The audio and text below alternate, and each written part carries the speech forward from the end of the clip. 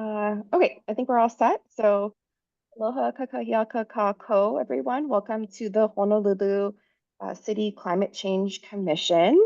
It is now 9:02 a.m. and I'd like to call the meeting to order. With that, can I ask the CCSR staff, I'm not sure if it's you, to do roll call, please? Yes. Since Chair Islam is out, you are acting chair, Vice Chair Otsuka, so I'll be calling you chair for the rest of the meeting. Your roll call is as follows. Chair Melanie Islam. Absent. Commissioner, or now current acting chair Otsuka. Here. Commissioner Romine.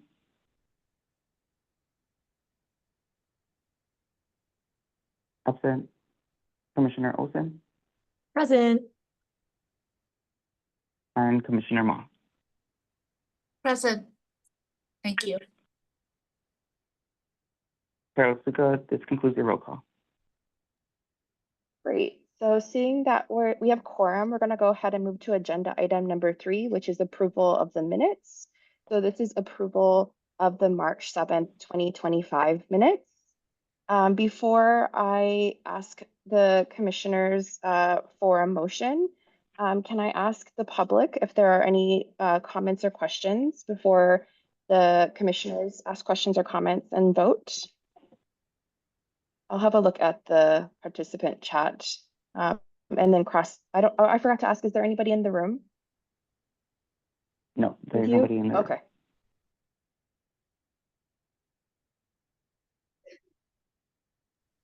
I don't see any raised hands.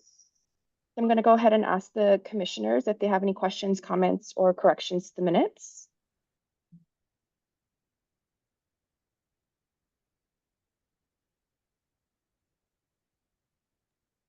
If no questions and comments, can I ask for a motion to approve the March 7th, 2025 minutes?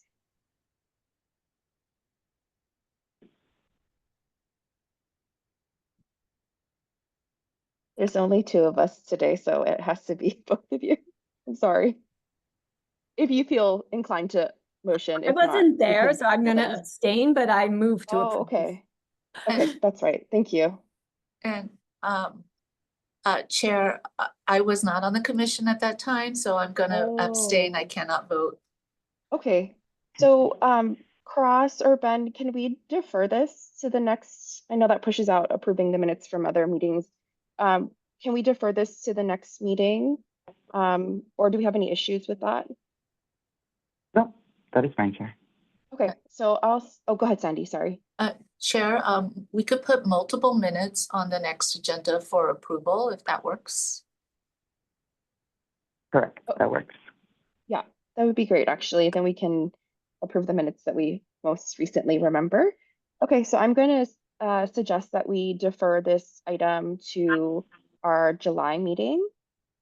So with that, I'm going to move us on to agenda item number 4, report on activities of the Office of Climate Change, Sustainability, and Resiliency.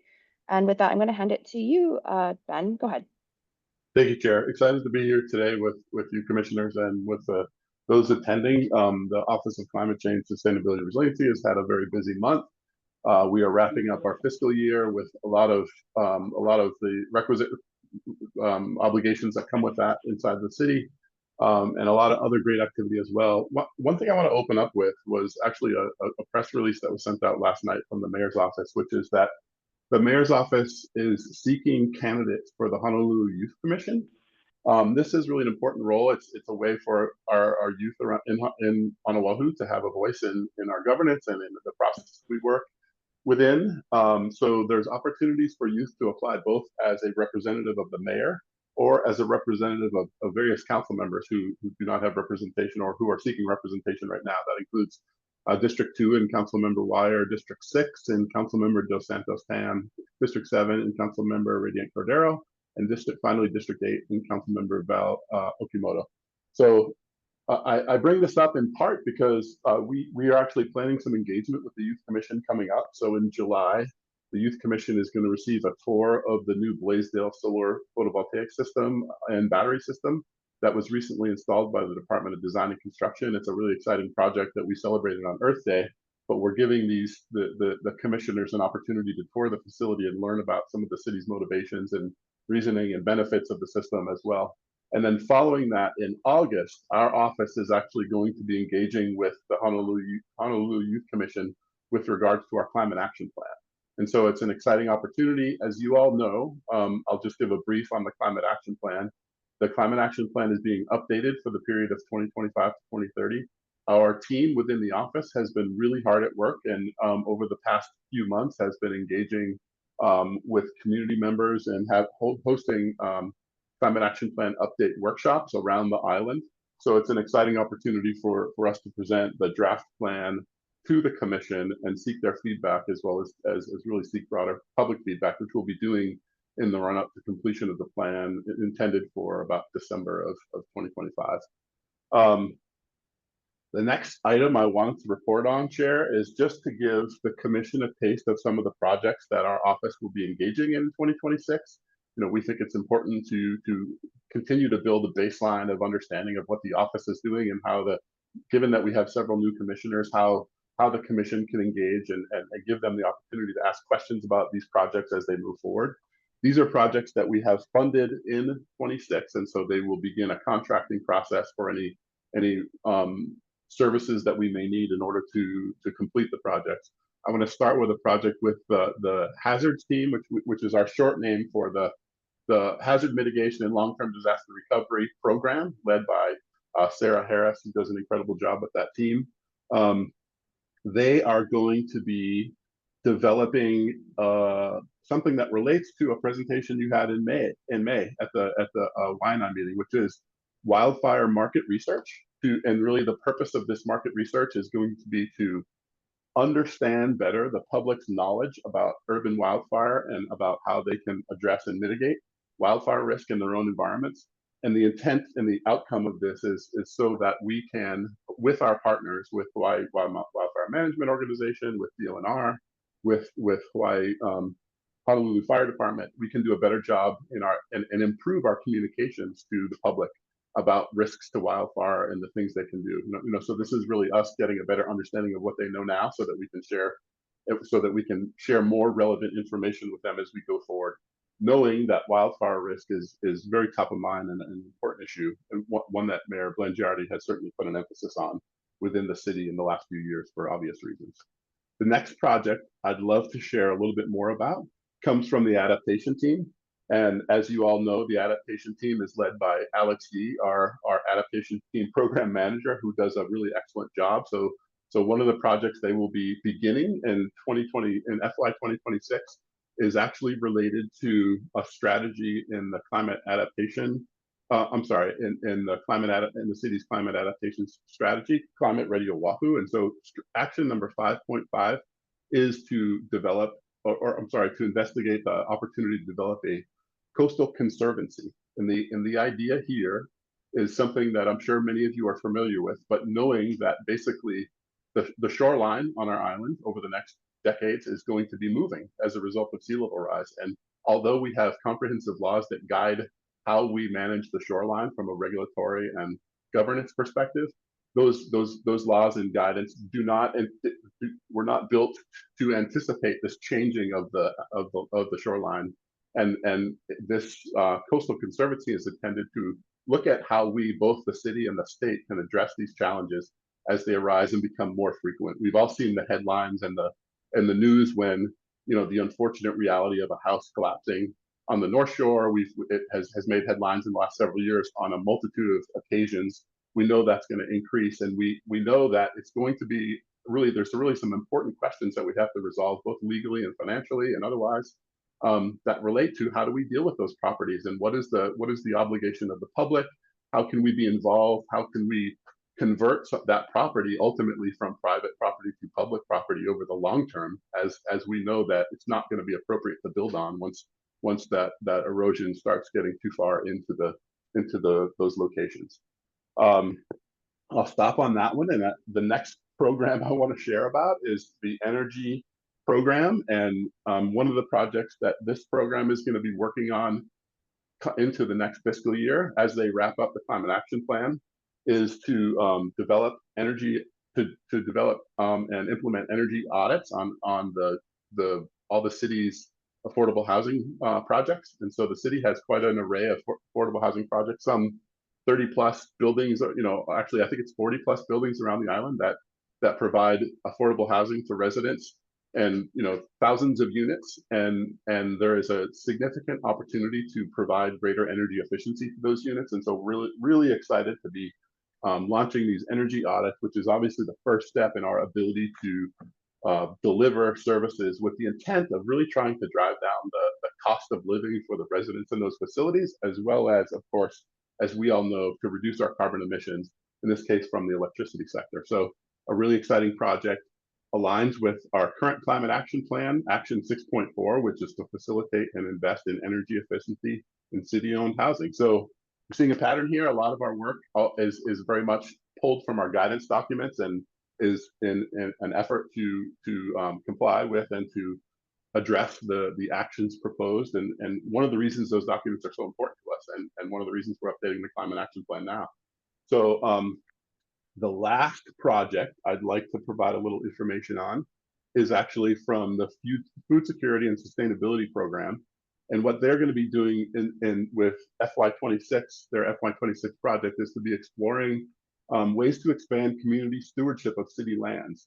And this also is something we're really excited about, something that aligns with Climate Ready Oahu Actions 8.1 and 8.5. And those actions, if I have my notes in front of me, are 8.1 is to evaluate underutilized city lands to grow the local food system, and 8.5 is to expand the city's community garden network in underserved neighborhoods. So really, really important actions from Climate Ready Oahu that we're excited to be beginning an investigation on how to improve and how to do better as the city.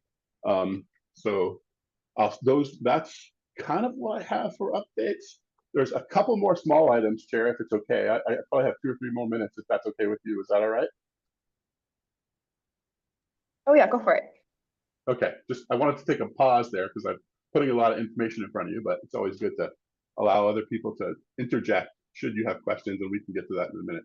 So one important update, and I think most of you are aware that the voters passed in the charter the Climate Resiliency Fund in November. An exciting update is that Bill 15, which corresponds to the charter amendment, and it's put forward by the City Council, was passed and signed into ordinance by the mayor on May 25th.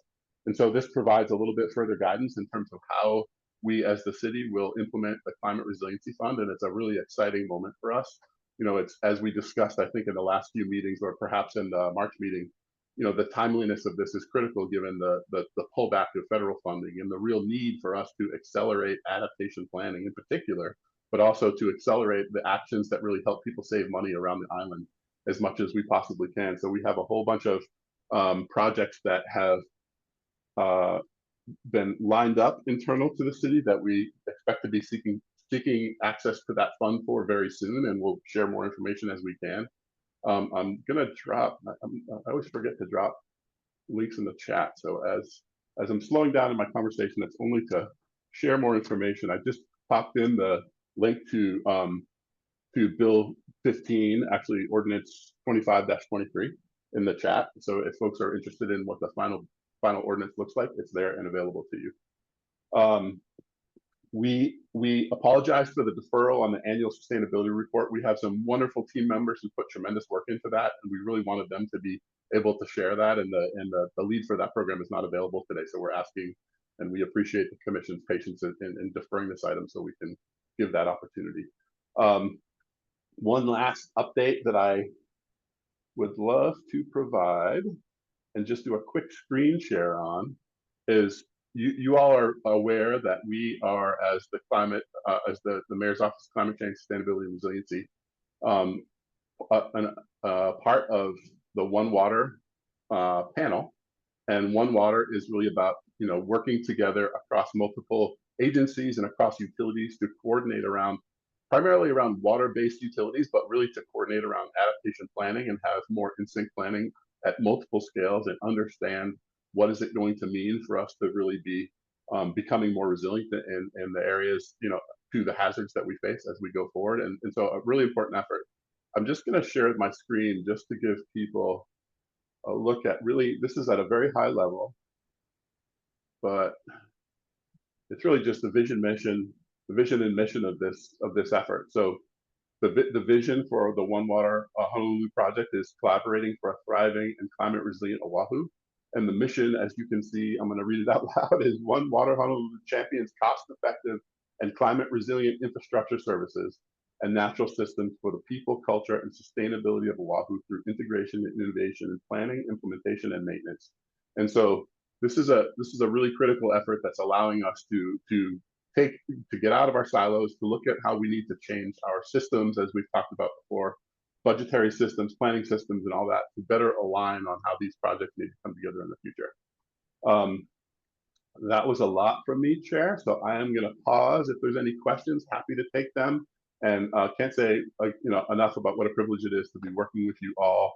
Excited for both the new members and those of you who have been there for quite a bit of time. So thank you. Thank you, Director Sullivan. I'm going to start with the commissioners for questions or comments for Director Sullivan and CCSR staff, and then I'll follow that with questions and comments from the public. So I'll pause here and ask if Commissioner Ma or Commissioner Olson have any questions or comments for Director Sullivan.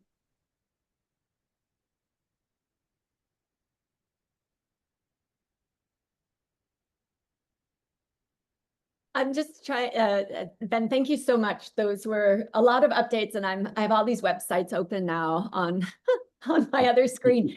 But so the Climate Resilience Fund, that's a statewide fund that the city's plugging into, or is this a separate entity? Great question. That's a great question. So actually, the Climate Resiliency Fund is something that was passed by voters in November for the city charter. And what it does is it sets aside 1/2 of 1% of real property tax for the city to take on preventive, ameliorative, and educational efforts associated with climate change. And so this is a city program, but we do recognize that the green fee was recently passed, and we are having conversations about how to potentially integrate and leverage those dual opportunities. And so that's important context, and I think it really shows Hawaii's leadership both at the city and state level.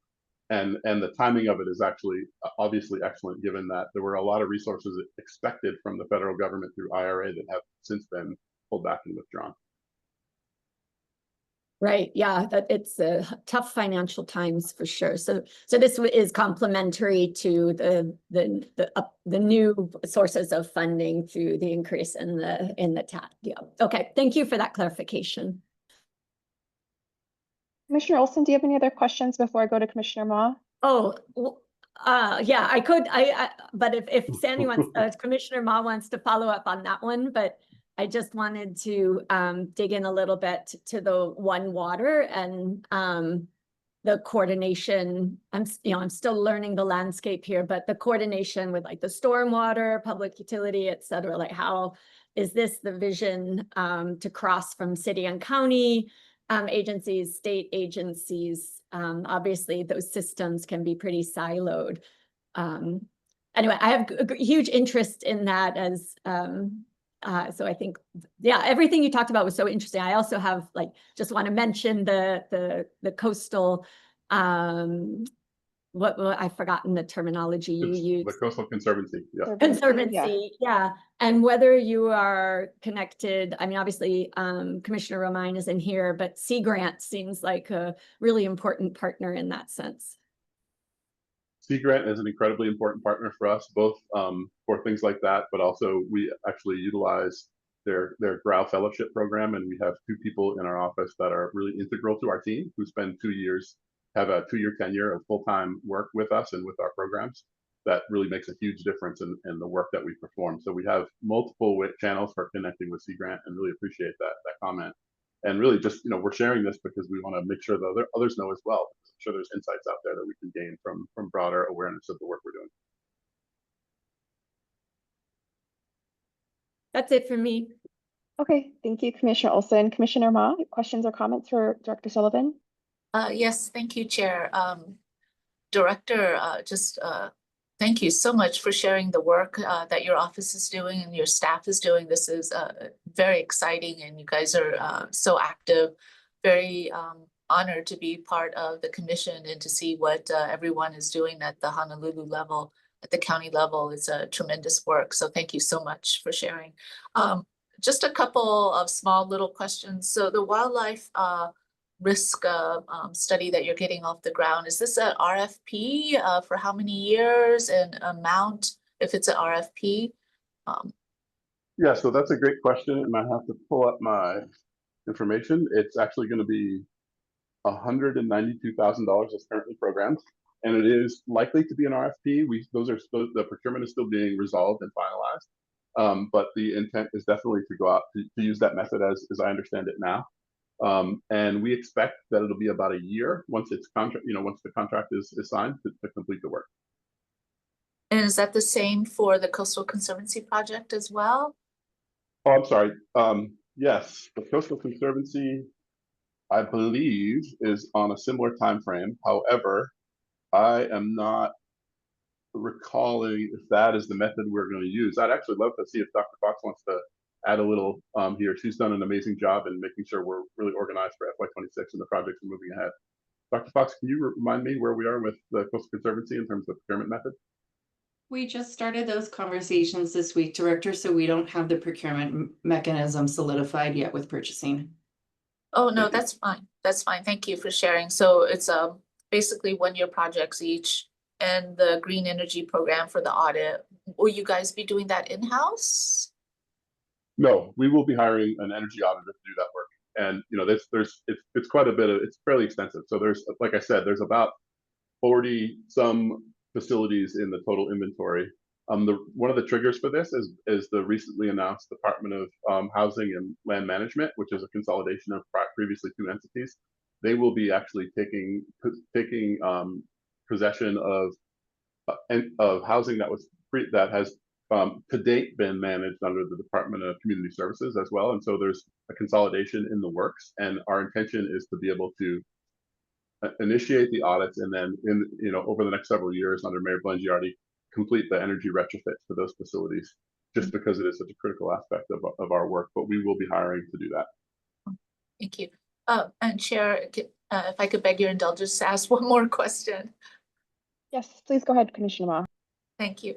Will any of this work that you're planning be impacted by the federal administration's animus towards, improving climate outlook for the U.S. and the world? So to some extent, that's hard to predict. The direct funding is actually from the general fund, and so we don't anticipate any issues there. And so we're very fortunate that we have those resources. Certainly with regards to the energy efficiency improvements, as an example, there were a lot of rebates that we anticipated that may not be available. And one prime example of something that's being hotly debated right now in the Senate, in the U.S. Senate, is the solar tax credits and the other associated tax credits, and the fact that cities for up till recently had anticipated the ability to get what's called direct pay. So we are able to receive those same rebates and same tax credits that the private sector has for a long time been able to access. And so that was an opportunity we're very excited about, but it appears very likely that they will be rescinded, and so that we would miss the opportunity to get an additional 30% out of those projects, which is significant for us. It's not inexpensive to do solar, and it doesn't work in every case, as you know. It's really site specific, and it's specific to both the loads in the building and also the configuration of the roof and the timing of things. Has the roof been recently replaced? So we're adding another layer to the difficulty with that. But we're going to, the intention of these audits is really to look both at efficiency and at opportunities for renewable energy and explore those to the extent we can, regardless of what's happening at the federal level.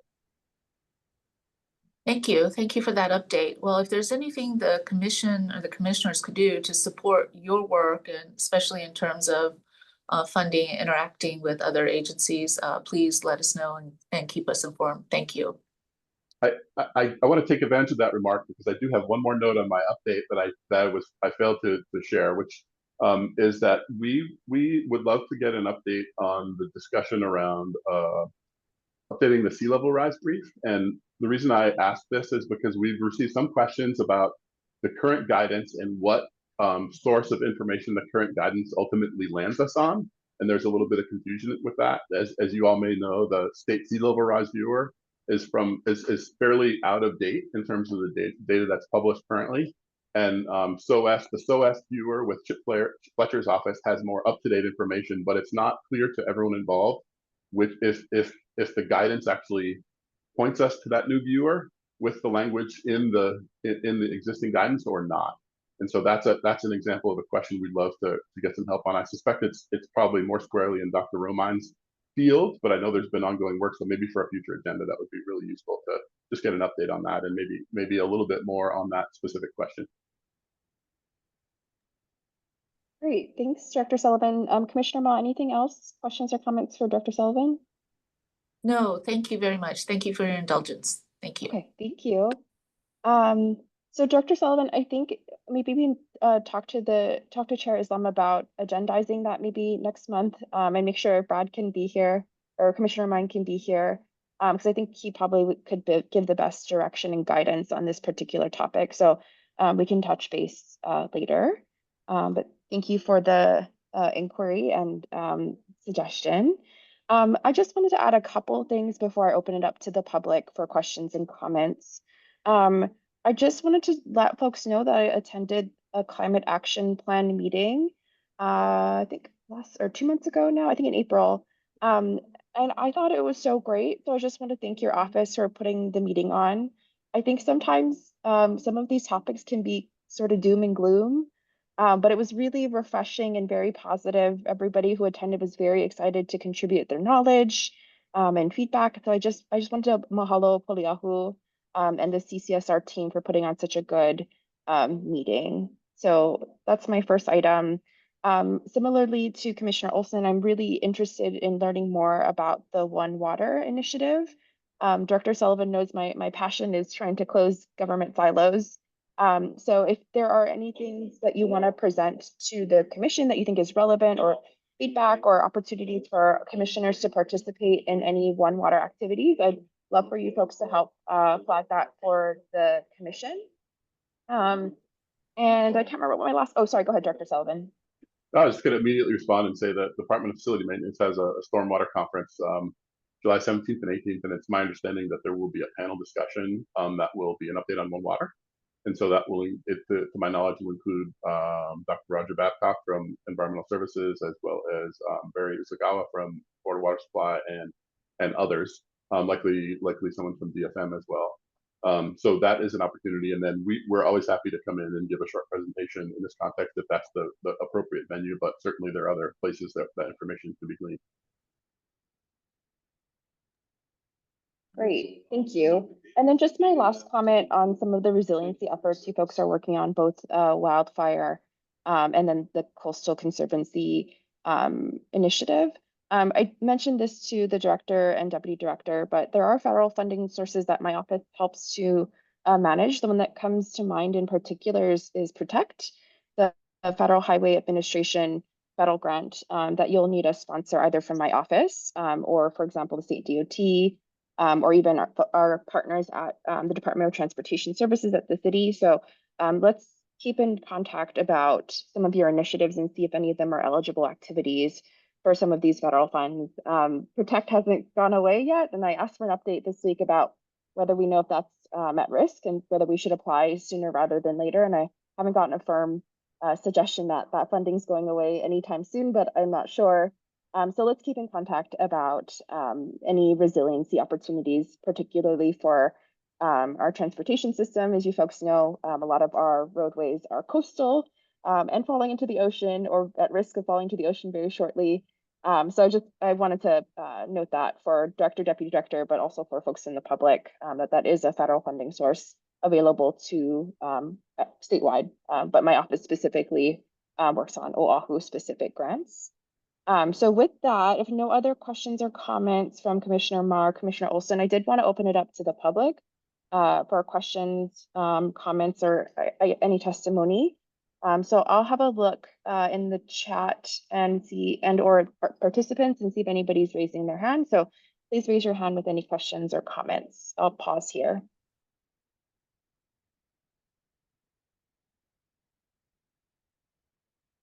And Cross, no one in the room still. I just want to double check. No. Okay. No one in the room and no questions in the chat, Chair. Okay. So no questions in the chat, and I don't see any raised hands. So I'm going to move us right along to agenda item number 5. So Director Sullivan already noted this, but I wanted to sort of make a formal announcement that we'll be deferring agenda item number 5, which is the annual sustainability plan presentation by the CCSR staff. So we'll be deferring that due to the staff who was supposed to present it is not here today. So we'll plan to have that as old business for the July agenda. Moving right along to agenda item numbers. Oh, go ahead. Sorry. Ross, did you want to add anything else? No. Okay. Agenda item number 6 is the presentation from Lansing on climate change and Oahu's coral reefs. So I did want to pass it over to Commissioner Olson to introduce Lansing and the work that you folks have been doing on this topic. So with that, Commissioner Olson, please take it away.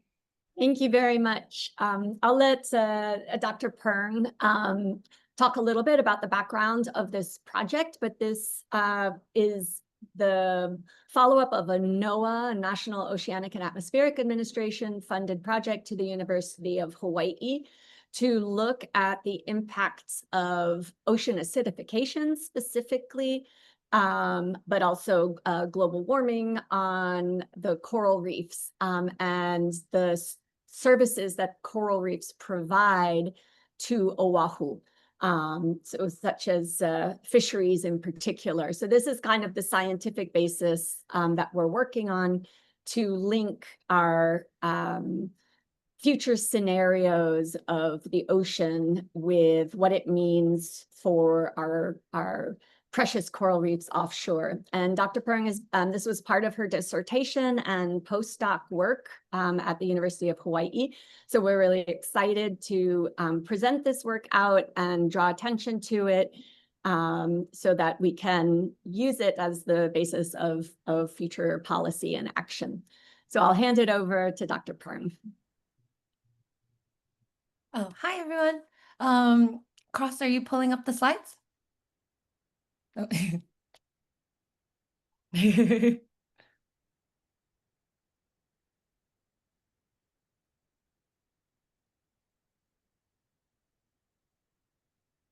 Whenever you're ready. Oh, okay. Will you play it? Yes. Oh, is it not sharing right? It's just showing like the home screen or whatever of PowerPoint. Or put it into full screen mode. Oh, I'm so sorry. I think if you, is it slideshow? showing? Slideshow, hit the slideshow at the top, yeah. And then there should be a play on the left-hand side, right? I think.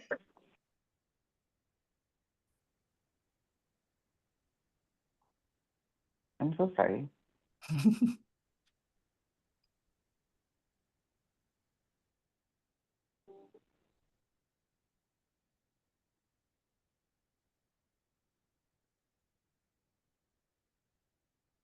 Is No. this better or no? Yeah. All good. Thank you. Thank you all so much for having me. So as Kirsten mentioned, this is part of a collaborative project we've been doing at the University of Hawaii at Manoa. So Kirsten and I were in the NREM department, that's Natural Resources and Environmental Management, and we've been collaborating with a team from the Oceanography department to bring you this work. So today's presentation will be about some ecosystem modeling work that we've been doing to project climate change outcomes on Hawaii's coral reefs. And our model does cover all of the main Hawaiian islands, but since I know this is a Honolulu Climate Change Commission meeting, I will be focusing on some Oahu outcomes. Next slide.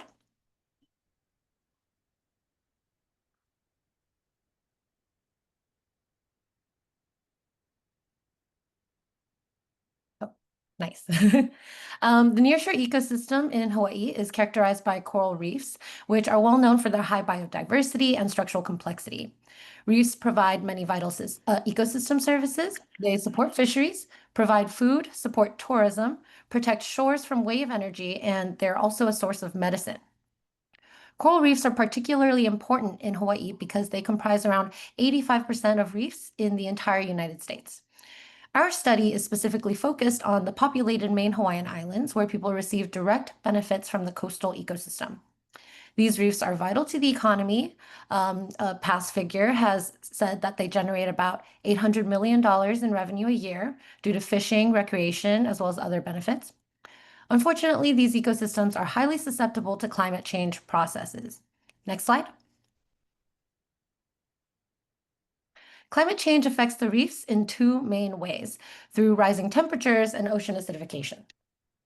Corals depend on symbiotic algae that live in their tissues to provide food, and this also gives corals their color. When corals are under too much heat stress, they expel these algae, leaving them without a major food source and without their color. So this process is called coral bleaching, and it can lead to mortality if a coral stays bleached for too long. On the other side, corals also depend on carbonate dissolved in the seawater to build their skeletons. Climate change increases the amount of carbon dioxide in the atmosphere, and these molecules dissolve into the ocean, reacting with water molecules to form carbonic acid, which then breaks down into hydrogen ions and bicarbonate, reducing the pH of the water and making the ocean more acidic. This reduces coral calcification by reducing the amount of carbonate ions that corals can use to build their skeletons. There are also more complex ocean acidification processes that can affect calcification, but what I've described here is the basic mechanism. Now, these two processes are the biggest threats that coral reef ecosystems face in the coming century. Next slide. So under NOAA's ocean acidification program, our group from the University of Hawaii proposed a project to use climate projections to model whole ecosystem outcomes in the coastal regions of the main Hawaiian Islands. Next slide. Our first objective was to provide high-resolution oceanographic projections, and this was accomplished by the oceanography team. Our second objective, which is the part that my team is responsible for, was to assess implications of the flow of ecosystem goods and services. Next slide. So the reason that we first needed to produce high-resolution oceanographic projections is because global models do not represent the different islands or shores of Hawaii. All of Hawaii is generally represented as one rectangular box, and there's no spatial variation modeled in our region. So using the global models as a foundation, our oceanography team produced high-resolution climate model outputs that were dynamically downscaled for our region so that we can actually see fine-scale spatial variation, which is relevant for our coral reef ecosystem model. Next slide. The oceanography team produced projections of 3 climate scenarios, which range from optimistic to pessimistic climate outcomes. These projections create the environment in our Atlantis ecosystem model. So if you look at the plots on the bottom left there, these are all of the different scenarios, and we focused on 3. So that's SSP1, SSP2, and SSP3. And I'll be referring to these throughout as like scenarios 1 through 3. So scenario 3 is the pessimistic outcome, the high emission outcome. Scenario 1 is the optimistic outcome. Next slide. The main parameters in the model environment are hydrodynamics, which is water flow, temperature, pH, salinity, and phytoplankton densities. We also had land-based sources of pollution as an input, but this came from the Ocean Tipping Points project, not ROMS. Based on how these parameters differ across scenarios, Atlantis will project different ecosystem outcomes. Next slide. Now that we have a general idea of what goes into Atlantis, I'll describe how we parameterize the model specifically for Hawaii. So model outcomes are determined by parameterizing species sensitivities and relationships in the model. Atlantis is a food web-based model. This pyramid on the right here is a simplified representation of the 59 functional groups that are included in our Atlantis model. Most are grouped by feeding and habitat types, and some important fish, coral, and megafauna species are included with more specificity. So, for example, we have different coral genera, we have parrotfish, monk seals, turtles, different dolphins. At the base of the pyramid, groups are represented as biomass pools, whereas the higher trophic levels are age-structured groups with separate individuals. Next slide. For parameterizing species sensitivities to climate change, the previous group working on Atlantis, Hawaii, conducted a meta-analysis of pH and temperature sensitivity studies in the tropical Pacific. The meta-analysis developed the climate sensitivities of each functional group by determining changes in survival and growth rates based on changes in pH and temperature. So for corals, bleaching is our most important temperature-related process in our model. The initial bleaching temperature threshold was set at 28 degrees Celsius, which is standard for the Hawaii region, and the model assumes a temperature adaptation shift of 0.2 degrees per decade. This means that we're allowing the species to adapt over time, and their temperature tolerance will increase as time passes in the model simulation.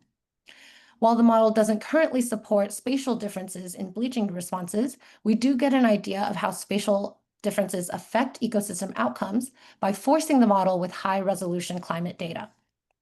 Next slide. So a little bit about the model geometry. Atlantis is a box model made up of user-defined polygons. So in our region, these were defined based on fishing zones and habitat types. There are a total of 93 boxes in the model, with 79 dynamic boxes where ecological and biological changes occur, and for which model data are recorded. There are also 14 non-dynamic boxes, which are island boxes, and pelagic boxes that serve as input into the dynamic boxes. There are 4 depth layers, which are based on light. The photic zone extends to 30 meters depth, the mesophotic to 150, and the subphotic zone to 400 meters. Below that, we have a sediment layer. Next slide. So now that we know how the model's set up, I'll be getting into our results.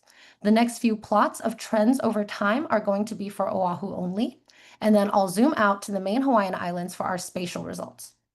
Although the model, as I mentioned, includes 59 functional groups, I'll just be focusing on some key groups for this talk. So here are the results for coral biomass over time. As you can see, coral biomass declines across all scenarios, and the decline worsens with higher climate change intensity. So the first line is the 50% biomass loss line. Scenario 1, which has the lowest emissions, is the only scenario where coral biomass remains above this mark by the end of the century. Scenario 3, with the highest emissions, falls below 25% of the initial biomass. So when we compare this with the temperature and pH plots on the left, we can see more of an immediate response to temperature increase as the corals decline consistently since the beginning of the run.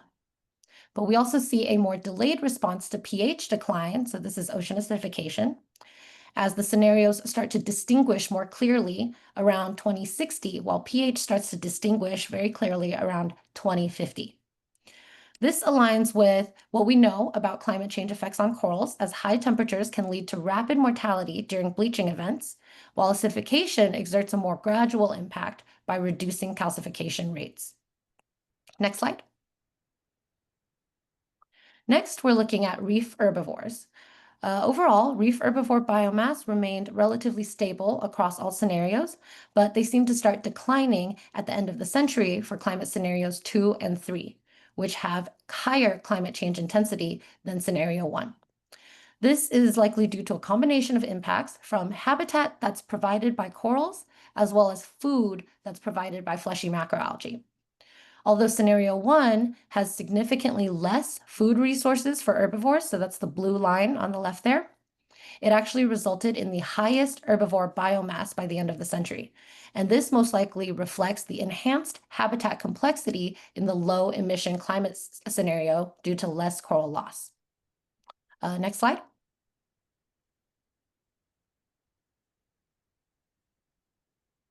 So for the last group that I'll be pointing out today, our apex predators include sharks, monk seals, and dolphins. And this group mostly remains stable until close to the end of the century. Notably, in scenario 3, the high emission scenario, this results in up to 15% biomass loss.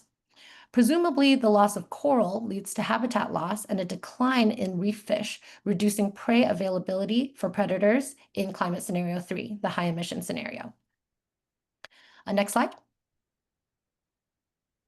For the last part of the model results, I'll be talking about spatial variation across the main Hawaiian islands, so we can see how Oahu compares to other islands. On the left, we have an animation showing change in coral cover over time and herbivore densities on the right. These are just the results from climate scenario 3, which is the high emission scenario. In the top panels, we have pH on the left and temperature on the right. And as you can see, coral cover starts to become very low in the second half of the century. So I'll let the animation play through again so we can all see how that happens.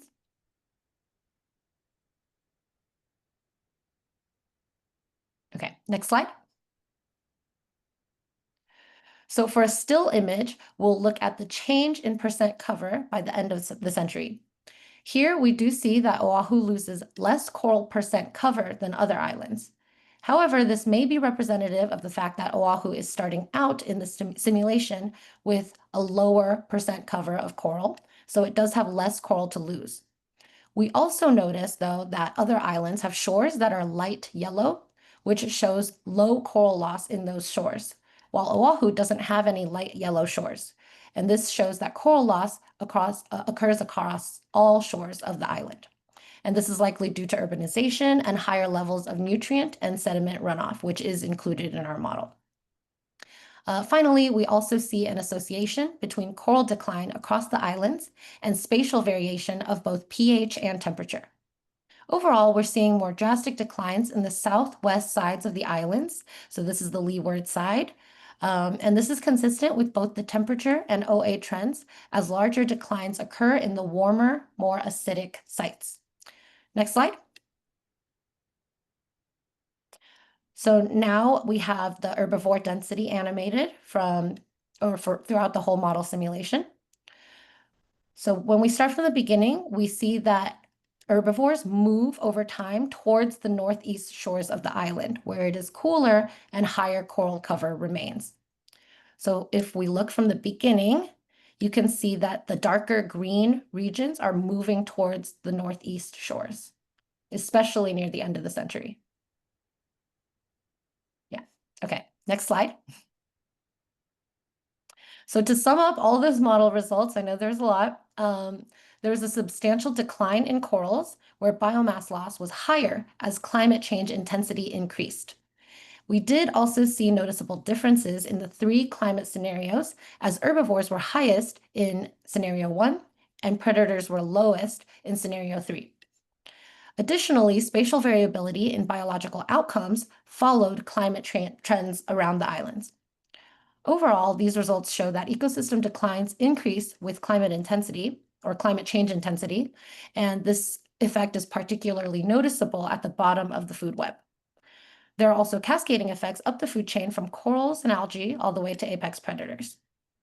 Next slide. Now I'll leave you with some final thoughts for all the information that I presented today. First, the different climate scenarios clearly impact ecosystem outcomes in our coral reefs. So climate mitigation can make a difference. We also saw that a lot of the projected loss occurs in the second half of the century, which means that the sooner adaptation happens, the greater potential it has to benefit the coral reef ecosystem.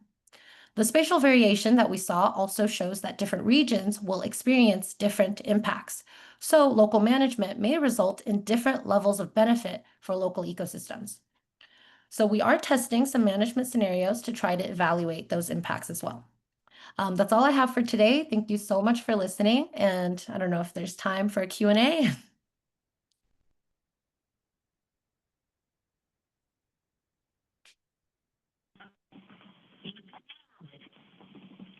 Chair, you're muted.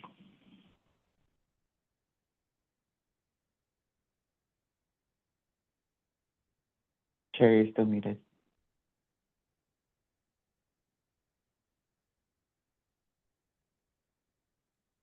I'll jump in. Just thank you so much, Lance. Can you hear me now? Oh, there we go. Yeah. Yeah. Oh, okay. Sorry, I was having some audio issues. Thank you, Dr. Peng. That was really great. I realized I forgot to contextualize this presentation before I handed it to Dr. Olson. That the reason we wanted Dr. Peng to come talk to us is because we want to expand on the coral reef impacts of our climate, or sorry, of our tourism industry. And so our hope is to come and bring you folks educational presentations. And then ultimately we'll end with us updating the climate tourism guidance document. But I did want to give, before we jump into overall commissioner questions and comments, I did want to give Commissioner Olson an opportunity to share a little bit more about what we sort of hope to incorporate in the tourism guidance document relative to Dr. Peng's presentation. So please go ahead. Yeah, thank you. So this work, this kind of ecological work, connects to the aesthetic aspects of a reef as well. So the services that reefs provide include, of course, fisheries, so for food security, coastal protection, which we have, Brad, Dr. Romine working on, but also recreational aspects of the reef, right? Folks come to Hawaii to snorkel and dive, to look at our fishes and the coral gardens, so to speak. And we found that in some cases, it's the tourism sector is quite sensitive to environmental quality. And so part of the this work will have a talk later about the impact on well-being of people. It's getting the well-being of tourists. It's a whole complicated thing, but an economic presentation about impact of coastal change on resident well-being. So there's a direct connection between the loss of our reefs and the tourism sector, amongst many other sectors. So this is under the kind of yeah, I'm sorry, Chair, I should have set that up, but all under the guise of finalizing this tourism guidance note. Mahalo. Great. Commissioner Ma, before I pass it over to you for questions and comments, I just wanted to, for me as someone who's not a coral reef scientist, Dr. Peng, I think what resonated the most with me in terms of the work that we're doing with the tourism guidance document is the change of where a lot of our species are going to be. So, and Dr. Solomon and I had a conversation about something completely different, but if Waikiki continues to be our economic engine and continues to be a primary space where visitors are staying and recreating, thinking about, how does that shift our tourism industry and to where, if most of our fish and other species are going to be more concentrated in the northeast part of the island and not on the south shore. So I think it's going to have really interesting impacts in terms of maybe where folks are staying and change our economy, I think, quite a bit. So I think I just wanted to add that quickly before I open it up. Just as someone who's not a coral reef scientist, that to me was really interesting, and I never thought of how or where species are shifting because the temperature is changing. Dr. Sullivan, did you want to jump in before I hand it to Commissioner Ma? No, please. I'm happy to go afterward. I did have a question, but I'll. Okay, Commissioner Ma, did you have any questions or comments for Dr. Peng or Dr. Olson for that matter? Oh, thank you, Dr. Pern. That was a fascinating report. I'm so glad you shared it with us. I learned a lot. I did have a quick question, and then happy to hand it off to Director Sullivan. Can you give us a preview of your management scenarios you're looking at that you touched on at the end of your slideshow? Yeah, so right now we're just looking at a few basic ones. One is a decrease in herbivore fishing. So right now we're just doing a simple comparison of present day fishing to no herbivore fishing. I know that's not what is actually going to happen, but we just want to see how it affects the model.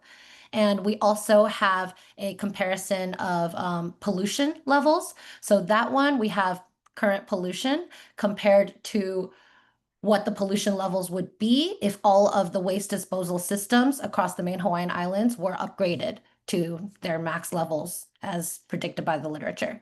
So, and then we have like a cross between both of these. So we have the control, present day, and then we have present day fishing, mitigated pollution, and then we have mitigated fishing, present day pollution, and then both mitigated pollution and mitigated fishing. So 4 scenarios.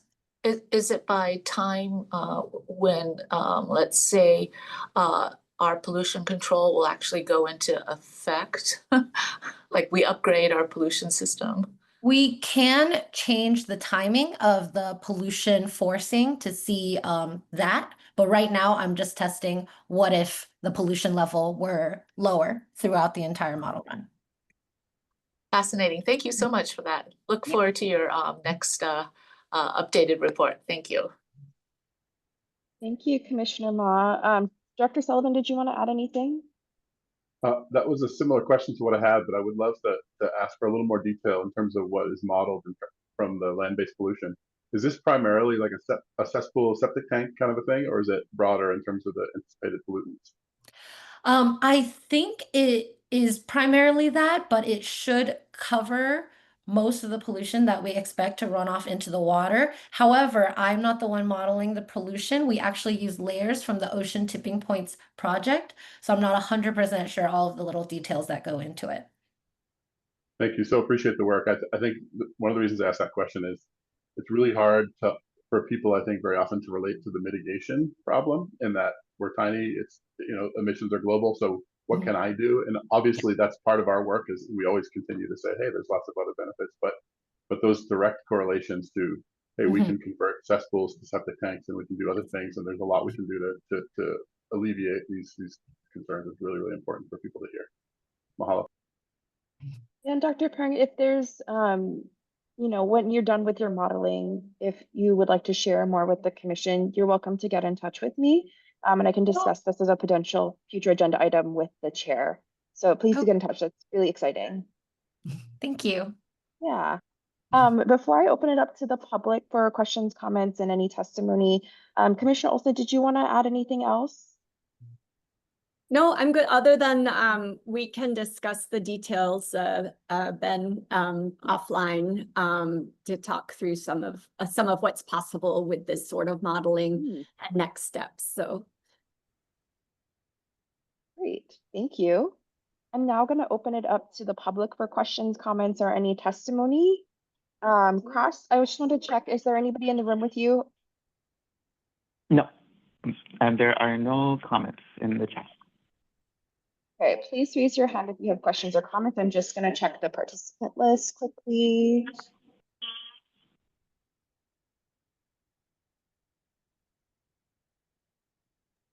Okay, if no questions, comments for Dr. Perrin or any testimony for the commission, I'm going to move us right along to the next agenda item.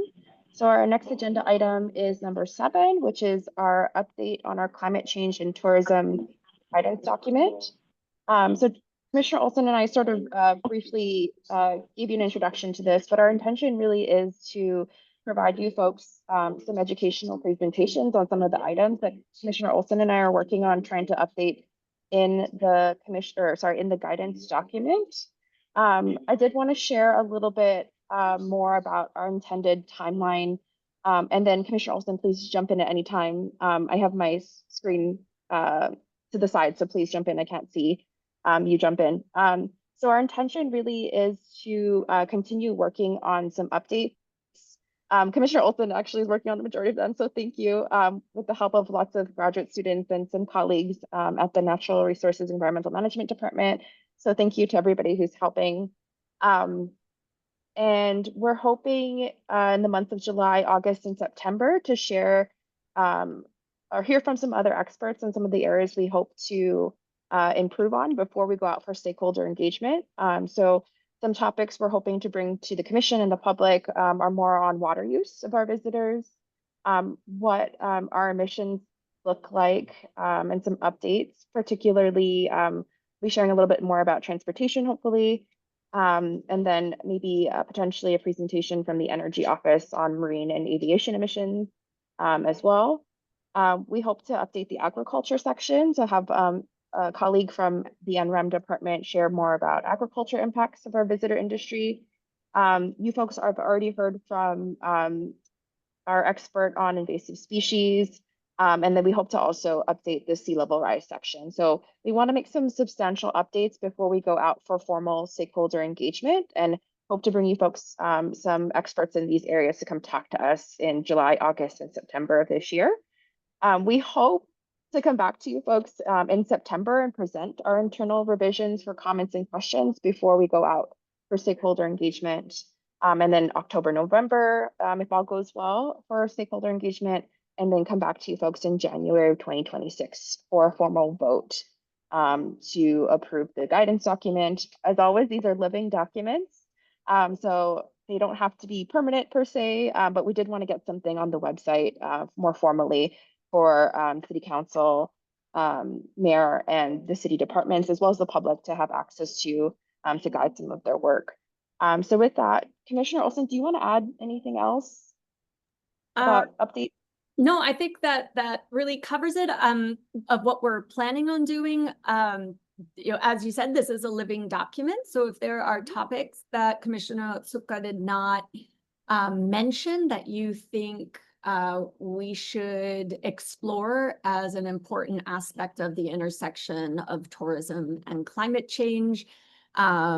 Yeah, and this is a broad call here, but particularly for you know, Dr. Sullivan and the office. You know, if there are areas that you would like us to synthesize the science, let us know. This is the time. I want to call attention, in addition to Dr. Peng, I have Helen Hasteltz is attending the meeting from Germany. She's in Germany this summer, so it's late night for her, but she has been instrumental in helping pull a lot of the emissions and water aspects together with for us. And so she'll present later as well, but kind of reviewing what the content of that and letting us know if there are holes that you would like us to fill. Mahalo. Thank you. Dr. So I'm Olson, gonna, oh, go ahead.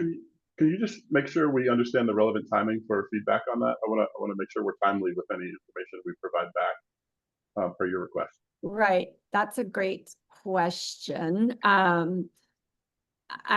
mean, I would say in the next month or so, by the next meeting, if we can get some input about the scope, because we are trying to at least have a version of this approved. It's been cooking for a long time, so. That's very reasonable. Thank you.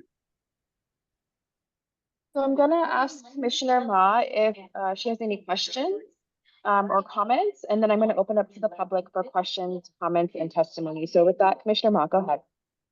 Thank you, Chair. So I understand the update on climate change and tourism guidance document is more of a scientific report on the intersection of the two. With the recent signing by Governor Green on the green fee for tourists coming into Hawaii, will there be any discussion? I know that's a legal thing about the impact or change, how that would impact. Yeah, thank you for that question, Chair. If you don't mind, I'll take it. We discussed this yesterday when we were talking. Obviously, we need to include mention of the green fee. And honestly, the question I had this morning about the resiliency fund is linked to that, right? Mm-hmm. So having a section in here about the contributions of tourism, as well as the impacts, right? And so I actually was talking with an economist in our department this morning, and asking her whether she could put a little policy brief together. But Commissioner Ma, if you're interested in that, maybe if you have input into that, and what we might want to discuss, we'll connect with you. Thank you. Oh, yeah, definitely interested. Not an economist, more of a lawyer. I am a lawyer, but definitely am very interested in looking at that because we're first in the nation with the green fee. So thank you. And quickly before I open it up to the public, Commissioner Ma, I'm not an academic, so I'm really trying to, at the very least at the end of commission documents, have some firm recommendations that are not super academic. I mean, there are like explore further data or findings on XYZ, but I'm really trying to put some like recommendations in terms of like user, like how can the departments use this? And one of the things we talked about yesterday with Commissioner Olson was, you know, putting a little bit about the green fee and identifying as a potential funding source to implement some of the recommendations we'll be making in the document. So that's, I know they're still trying to figure out how the money's going to be distributed and, you know, more specific on eligibilities. But my hope is that some of the recommendations we put in this report, and maybe we should connect Commissioner Olson with Care for Aina now on this topic, but maybe we can share some of the findings from our guidance document with those folks and help them identify some key items for funding priorities. Maybe that's a good follow-up. But yeah, I'm trying to get us to have some non-academic stuff in there that could hopefully be helpful to city folks. So thank you for your question. I'm going to open it up to the public. So go ahead and raise your hand. Put your questions in the chat. Cross, I just want to check nobody else has joined you in the room. No, and there's no comments or questions in the chat. Okay. Just going to give us a quick moment before we move to our next agenda item. Okay. So seeing no additional raised hands, no questions in the room with Cross and no questions in the chat, I'm going to move us right along to our next agenda item. So our next agenda item is agenda item number 8. I'm really bummed our Chair Islam is not feeling well today because she was really keen to hear everybody's feedback. So good thing we're recording it. So I'll do my best to facilitate this discussion on agenda item number 8. So this is really focused on a debrief from our last in-person meeting. So for folks who are not aware on the call, we had our first in-person commission meeting back in May, right? May? Yeah, I think May. Out at the Waianae Neighborhood Board, I'm sorry, Neighborhood Community Center, right before the Waianae Neighborhood Board meeting. So this is our sort of first go at in-person meetings. And I would really love to take some notes for Chair Islam and myself so we can kind of figure out and plan for the next year. So I wanted to hear a little bit about your thoughts about how the meeting went, your interest in doing another in-person meeting, and sort of capacity. And yeah, with that, I can also start, but I can open it up to you folks first, and then I'll open up to the public for questions or comments. So with that, I'll let you folks decide who wants to provide comments first, if any. And if not, I can jump in too.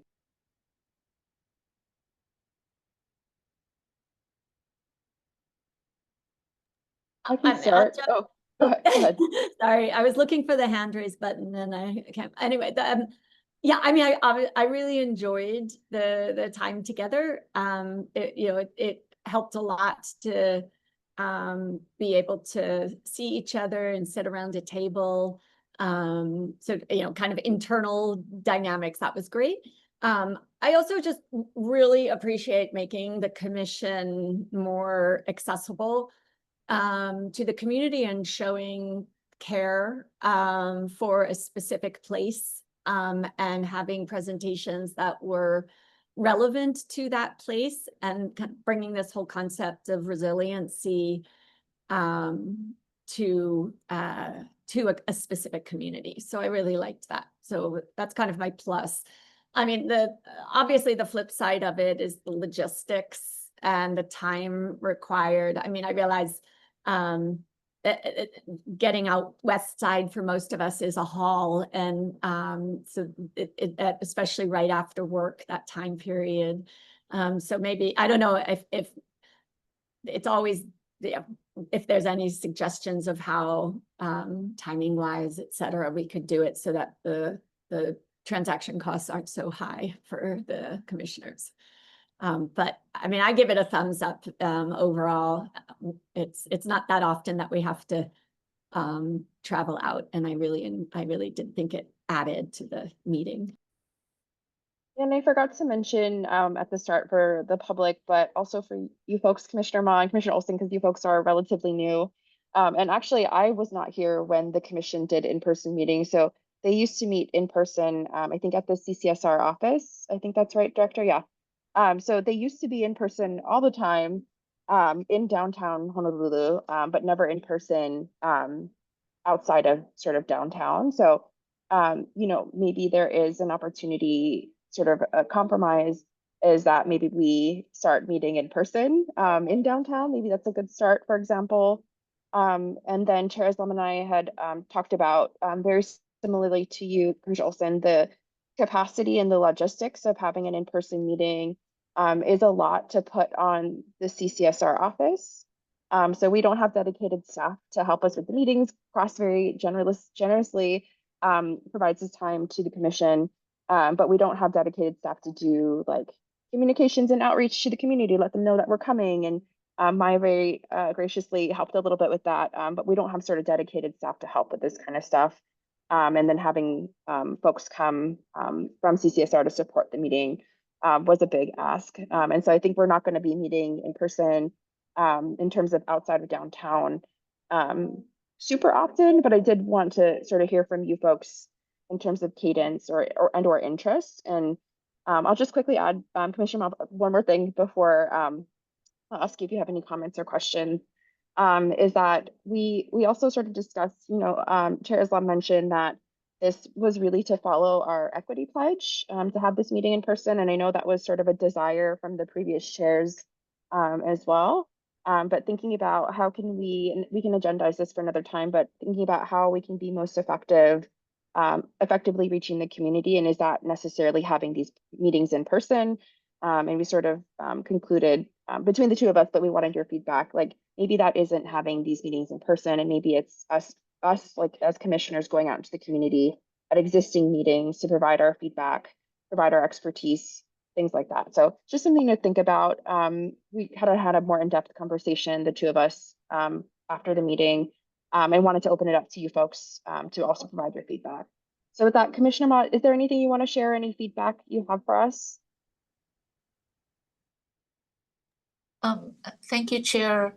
I echo Commissioner Olson's comments. And I just wanted to add, when we do go out to the community and have a commission meeting, I think we should, amongst the commissioners, if possible with sunshine rules, try to, you know, carpool or something that would make it a little easier. We'll promise not to talk about anything that may come before the board for a vote. We'll sign a pledge. I am a big fan of bus buddies. So I took the bus to the meeting. So if anybody wants to take it, I mean, we can carpool if that's allowed, but I'm also happy to take people on the bus. Yes, I'm or the such a bus. fanatic. Exactly. Okay. Yeah, that would be great. Yeah, I think we realized everybody was coming from town, and I think everybody drove separately, right? And I was like, oh, what a missed opportunity as climate folks. So thank you for your feedback. I'll share some of the notes I'm taking now with Chair Islam for discussion in terms of how we plan for the next year. Because I think what we're trying to focus on now is what does our next fiscal year look like, essentially, or city fiscal year. With that, I'm going to open it up to the public. Is there any testimony, comments, or questions on this agenda item? Chair, there's nothing in the chat and there's no questions in person. Great, thank you. Oh, actually, Deputy Director, did you want to share anything?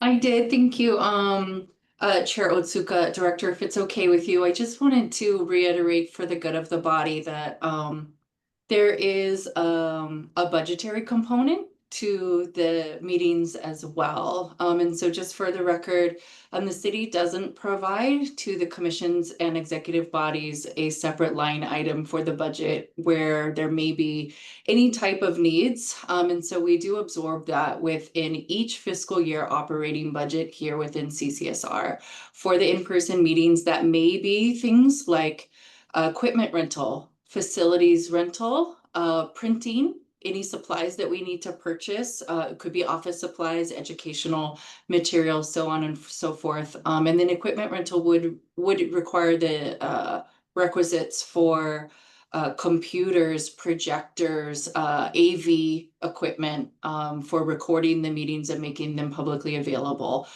So I just wanted to make sure that we spoke to that, and if there were any questions, we're happy to share more, but it is something that we do consider internally with the director's lead. Thank you. Thank you, Deputy Director. That's a good reminder. So yeah, there was a cost to the CCSR office to have this meeting in person.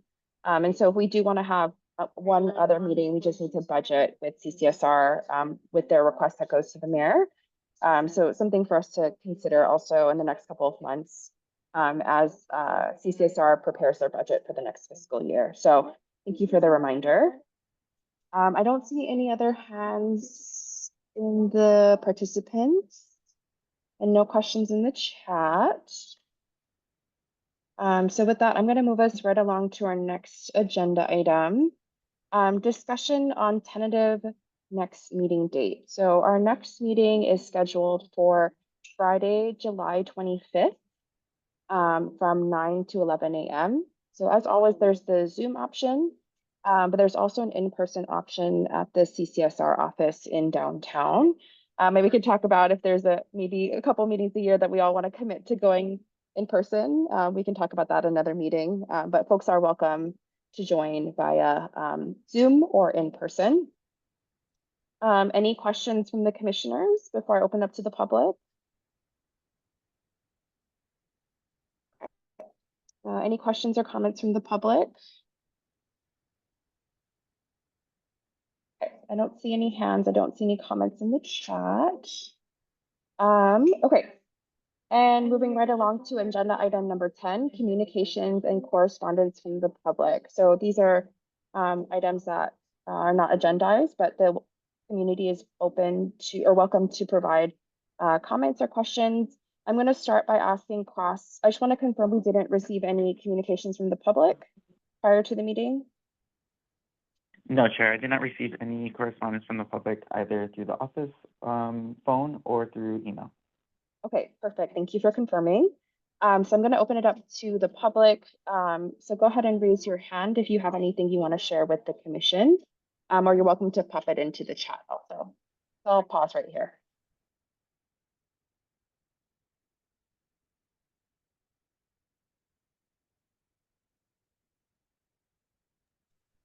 Okay, seeing none, I'm going to move us right along. So the next agenda item is agenda item number 11. This is public input for matters not on the agenda. So I'm going to pause right here and I'll have a look at the chat and the participant list for raised hands. And Cross, if you can confirm, I don't think anybody joined the room in the last 30 seconds, but nobody in the room who wants to share anything? No. Perfect, thank you. I'm going to pause here for anybody who wants to raise their hand.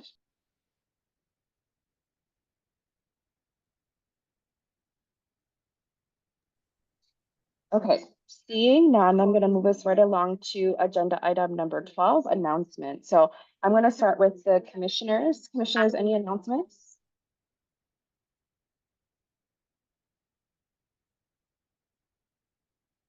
Okay, I'll make my monthly announcement about the electric bike and electric moped rebate. That rebate's available via the Hawaii Department of Transportation. You can get up to $500 off or 20% off the total cost of your electric bike or electric moped. You just need to meet some criteria. You participate in a low-income program. You don't have a registered vehicle or you're enrolled in university or college. I can put the link to the application and more information in the chat. That's my only announcement. With that, I'm going to open it up to the public for any testimony, questions, or any announcements you want to share with the commission. I'll pause here and I'll have a look at the chat as well as the participant list. Oh, actually, let's start with Director Sullivan. Do you have any announcements you want to make? Thank you, Chair Otsuka. I did want to mention, and I think you're more knowledgeable on the specifics than I am, but the HDOT plan coming out today for public comment with regards to the Nabahine settlement might be an interesting piece of information for people to be aware of. Thank you for the reminder. I wonder if it's on the internet. I was told it's being published today, but I don't know if it's on the internet yet. I can go ahead and look and see if it is and share it in the chat. But I'll just share quickly as part of the Navahine settlement, where a group of kids sued the State Department of Transportation on the premise that we're not operating a clean and healthy environment. Commissioner Rao, I'm giving a summarized version. That's not quite the legal language. And so the state settled with these group of children and have certain requirements they need to meet, one of them being a greenhouse gas emissions reduction plan for how we're going to operate a transportation system that is zero emissions. So that's all forms of transportation, marine, aviation, and ground. It's supposed to be published today with a public comment period going through July 27th. So again, identifying strategies for how we will be meeting this requirement, not goal, requirement to be zero emissions. I'm just a quick note, I'm trying to confirm someone from the state DOT to come and present the plan to us next month, but I have not got confirmation yet, with the idea that we could prepare some comments in advance. So be on the lookout for an email from us regarding how to do that. It's a little bit complicated with Sunshine Law, but I think it would be useful for us to provide them comments either as individuals on your own, or if we want to provide comments as a commission. So I'll discuss that with Chair Islam, and you folks can look out for correspondence from us. Did you find, oh, not live yet. Thank you, Chris. I appreciate you providing an update.